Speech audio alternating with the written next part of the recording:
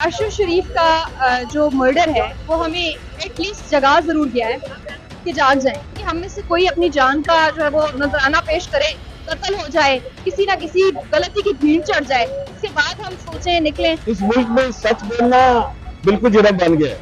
ये 79 की जो कू होता है उसके बाद से हम क्या करते हैं, हम दलील को भी मार देते हैं। कहा जाता है ना कि अब अपने झूठ से नजरें हटाने के लिए एक ही रास्ता बचा है कि सारे सच्चे बंदे मार दो। बिस्मिल्लाहिर्रहमानिर्रहीम, अस्सलाम वालेकुम जी। आप देख रहे हैं एनपीजी मीडिया। मैं हूं अली रज़ा रहमानी। इस वक्त मैं मौजूद हूं लिबर्टी मार्केट में और यहाँ पे लाहौर के जो यंग जर्नलिस्ट हैं उनकी जानिब से आज एहतजाज किया गया है और इस एहतजाज का मकसद अरशद शरीफ साहब जिनकी गुज़श्ता रोज़ शहादत हुई उनसे इज़हार यकजहती करना है और उनके लिए इंसाफ मांगना है। आइए जानते हैं उनकी ज़ुबानी क्या अरशद शरीफ साहब की फैमिली को इंसाफ मिल पाएगा और क्या हमें सहाफ़त करते हुए सहाफ़ती इक़्तिदार का ख्याल रखना चाहिए या नहीं। आइए जानते हैं साहब की ज़ुबान। प्लीज़ भाई मुझे ये बताएं कि अरशद शरीफ साहब हमारे उस्तादों में शुमार होता है, सीनियर हैं, आज उनके हक के लिए हम यहाँ पे खड़े हैं। क्या डिमांड्स हैं हमारी? डिमांड्स किससे करें, क्या डिमांड्स करें, ये बड़ा सवाल है। किससे डिमांड्स करें। अरशद शरीफ का जो मर्डर है वो हमें एटलीस्ट जगा जरूर गया है कि जाग जाए, इस पोलराइजेशन को खुदारा खत्म करें। लोग पूछ रहे हैं वो कौन था, वो आप थे, वो मैं थी। हमारी कम्युनिटी रिस्पॉन्सिबल है इस मर्डर की। हम क्यों सप्पा लगने देते हैं अपने आप पर, हम क्यों तैयार हो जाते हैं किसी जमात का तर्जुमान बनने को। ये तो हमें खुद सोचना चाहिए। हम क्यों लफाफा सहाफी कहने पे क्यों एहतजाज के लिए नहीं निकलते। हम क्यों इंतजार करते हैं कि हम में से कोई अपनी जान का जो है वो नजराना पेश करे, कत्ल हो जाए, किसी ना किसी गलती की भीड़ चढ़ जाए, उसके बाद हम सोचें निकलें। हमारी सहाफती कम्युनिटी को और जर्नलिज्म को सीरियस लेने वाले लोगों को बहुत ज्यादा इस पर सोचने की जरूरत है कि कहाँ पे खड़े हो, किस पोलराइजेशन की तरफ जा रहे हैं। हम सियासत में पोलराइजेशन की नफी करते हैं लेकिन अपनी सहाफत में क्या कर रहे हैं। ये नौजवान है सारे यहाँ पे आए हैं, क्या ये हमें इस सवाल का जवाब ढूंढने में मदद देगा कि हम किसी के आला-कार या किसी की पार्टी या किसी की तर्जुमानी क्यों करते हैं। हमें सिर्फ सहाफत करनी है और ऐसी सहाफत नहीं करनी जो आपके बच्चों को यतीम करे। Very good question. और यहाँ पे मैं आपको ये रिक्वेस्ट करना चाहूंगी कि यहाँ पे जो यंगस्टर्स आप देख रहे हैं, इनको यहाँ पे गैदर करने का मकसद यही था कि इनका भी प्रोफेशन स्टार्ट हो रहा है। अगर स्टार्ट में आपको अच्छी गाइडलाइंस मिल जाती है ना, आपकी डायरेक्शन दुरुस्त होती है, तो आई थिंक कि आप अच्छा जर्नलिज्म कर सकते हो। जब स्टार्ट में आप किसी पे डिपेंडेंट रहो, किसी जमात का तर्जुमान बनना चाहो और किसी ना किसी के आलाकार बन रहे हो, तो फिर जब आप उनके खिलाफ सर उठाने की कोशिश करते हैं तो फिर अंजाम बहुत खतरनाक होते हैं। तो आपको क्या लगता है कि अरशद साहब की फैमिली को इंसाफ मिल सकेगा? ये जो यंग सारे खड़े हैं यहाँ पे जर्नलिस्ट, क्या इंसाफ मिलने तक उनके लिए आवाज़ बुलंद करते रहेंगे? हमें अपने हिस्से की शम्मा जलाए रखना होगा, क्योंकि अगर हम भी चुप बैठ जाएंगे। अरशद शरीफ को क्यों खत्म किया गया, उसकी आवाज़ बंद करने की कोशिश की गई, उसे जला वतन होना पड़ा, जो भी था, लेकिन उसके बाद सवाल उठना बंद नहीं होने चाहिए। हम ये समझते हैं, और सिर्फ सहाफती कम्युनिटी नहीं बल्कि हमारा नौजवान जब सवाल उठाने के काबिल, जब आपकी जो कौम है उससे सवाल नहीं उठता ना, वो मुर्दा कौम होती है। लेकिन अगर सवाल उठ रहे हैं ना, तो समझें कि कहीं ना कहीं इंसानियत मौजूद है।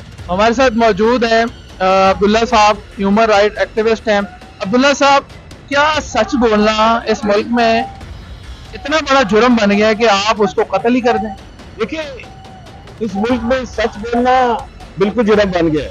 ये 79 की जो कू होता है उसके बाद से हम क्या करते हैं, हम दलील को भी मार देते हैं। वो जो शख्स आपके सामने सवाल उठाता है हम उसको भी मार देते हैं। आपने देखा कि अरशद शरीफ उस खानदान से तल्लुक रखता था जिसकी इस कौम के लिए इस कौम के लिए कुर्बानी है। उनके वालिद शहीद हुए, उनके भाई मेजर शहीद हुए, क्या के लिए यार, मेरी और आपकी जानें बचाने के लिए। वो उस वक्त शहीद हुए जब 80 किलोमीटर दूर हमारे फासले पर हमारे कातिल मौजूद थे तालिबान, उन्होंने ललकारा। फिर उस आवाज को लेकर अरशद शरीफ ने एक अपने आप से कमिटमेंट की कि मैं सच बोलूंगा, हकायत दिखाऊंगा, इस मुल्क का दिफा करूंगा, इस मुल्क के कातिलों को, इस मुल्क के हजारों बच्चों के कातिलों को, अपने भाई के कातिलों को, अपने खानदान के कातिलों को, इस मुल्क के वसाइल के कातिलों को बेनकाब करूंगा। हाँ, हम ये जरूर कर सकेंगे कि जिन कुव्वतों ने अरशद शरीफ को शहीद किया, हम उनको बेनकाब कर सकेंगे, सिर्फ उनको उंगली उनके खिलाफ उठा सकेंगे, हम उनके खिलाफ कुछ कर नहीं सकते। ये माफियाज है भाई, ये माफिया जोड़े में बैठे हुए हैं।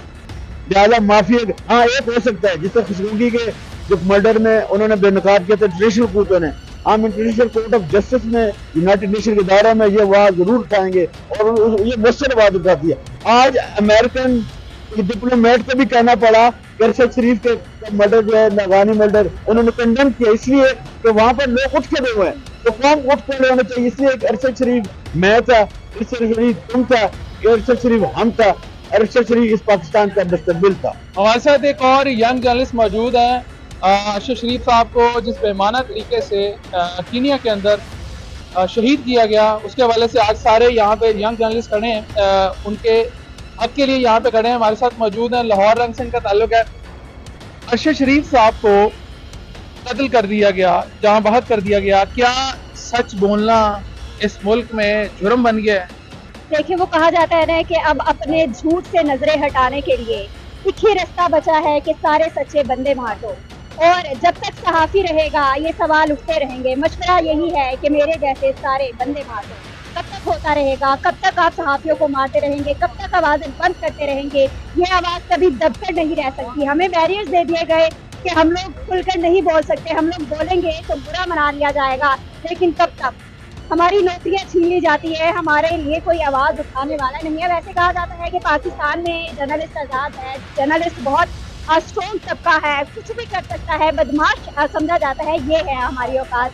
हमें गैर मुल्क में जो है वो इस तरह बेदर्दी के साथ हमारे सहाफी को, अरशद शरीफ को मार दिया गया। अच्छा, मुझे ये बताएं, आज जो हम यहाँ पे खड़े हैं, क्या हमें नौजवानों को भी सोचने की जरूरत है कि ऐसी सहाफत ना करें जो आपको, आपके बच्चों को, आपकी बीवी को जो है वो बच्चे आपके यतीम हो जाएं? क्या हमें भी थोड़ी एहतियात करनी चाहिए, या बाउंड्रीज को क्रॉस नहीं करना चाहिए, या रेड लाइन को क्रॉस नहीं करना चाहिए? कौन सी रेड लाइंस हमने क्रॉस की है? और दूसरी बात ये कि बीइंग अ पाकिस्तान, यहाँ पे ज्यादा सच भी लोगों को जो है ना वो अच्छा नहीं लगता। वही मैंने आपको पहले बताया, सच बोलेंगे तो बुरा मना लिया जाएगा। और दूसरी बात ये कि इस मुल्क की आज़ादी किस बुनियाद पर हुई कि हम लोग एक आज़ाद मुल्क के तौर पर आज़ाद एक सांस जो है वो अपना ले सके, और दूसरी हम लोग खुलकर जिंदगी गुजार सके, अक़लियतों को बराबर के हकूक़ दिए जा सके, तमाम डिपार्टमेंट्स को बराबर के हकूक़ दिए जा सके। लेकिन जब सहाफ़ी का नाम आता है तो सहाफ़ी के नाम के आगे बैरियर आ जाता है कि भाई हम खबरें लेकर आते हैं तो खबरों के आगे आ जाता है कि भाई ताल्लुक निकल आया, इसके खिलाफ आप खबर नहीं चला सकते हैं। क्यों? ये सहाफ़ी की एक वैल्यू होती है कि भाई हमें बता दिया जाता है कि भाई ये खबर चल सकती है, ये नहीं चल सकती है, और दूसरी जानिब हम कहते हैं कि सहाफ़ी आज़ाद है।